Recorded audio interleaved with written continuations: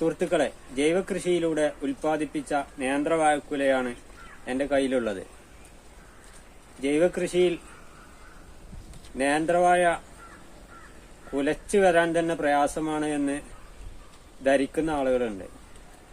അവരോട് പറയാനുള്ളത്, ജൈവകൃഷിയിലൂടെ വളരെ ചെലവ് കുറച്ചുകൊണ്ട്, അധ്വാനം കുറച്ചുകൊണ്ട് നേന്ത്രവാഴ വിജയകരമായി ഉൽപ്പാദിപ്പിക്കാനുള്ള വിദ്യയുണ്ട്.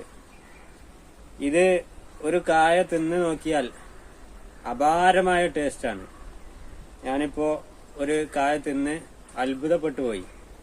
ഈ ടേസ്റ്റിന് കാരണം എല്ലാവിധ പോഷണങ്ങളും കൃത്യമായ അളവിൽ ഇതിൽ ലഭ്യമാകുന്നത് കൊണ്ടാണ്. അതുപോലെ തന്നെ ഇതിന്റെ പോഷണമൂല്യവും രാസകൃഷിയിലൂടെ ഉൽപ്പാദിപ്പിച്ച നേന്ത്രവാഴയുടെ പോഷകമൂല്യവും തമ്മിൽ താരതമ്യം ചെയ്താൽ ഇവൻ തന്നെയാണ് മുന്നിലുണ്ടാവുക.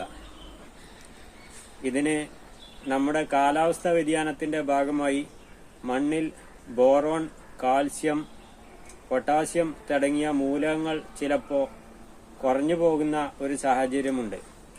അങ്ങനെ ബോറോണിന്റെയും കാൽസ്യത്തിന്റെയും കുറവ് പരിഹരിക്കാൻ നമ്മൾ ബോറോണും അതേപോലെ കാൽസ്യത്തിന്റെ കുറവിന് പച്ചക്കക്കയും നമ്മുടെ കുമ്മായവും ചേർത്തതും കൊടുത്തു എന്നുള്ളതാണ് ഇതില് നമുക്ക് നല്ല റിസൾട്ട് കിട്ടാൻ മറ്റൊരു കാരണമായത്.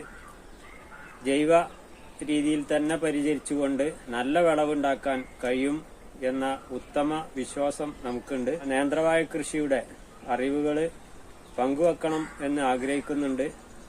സമയത്തിനനുസരിച്ച് അത് ചെയ്യുന്നതാണ്. എല്ലാവർക്കും ഈ നേന്ത്രവാഴ രുചി നോക്കാൻ എല്ലാവർക്കും അവസരമുണ്ട്. നമ്മുടെ നാട്ടുനന്മ ഔട്ട്ലെറ്റുമായി ബന്ധപ്പെടുക എന്ന് അറിയിക്കുകയാണ്.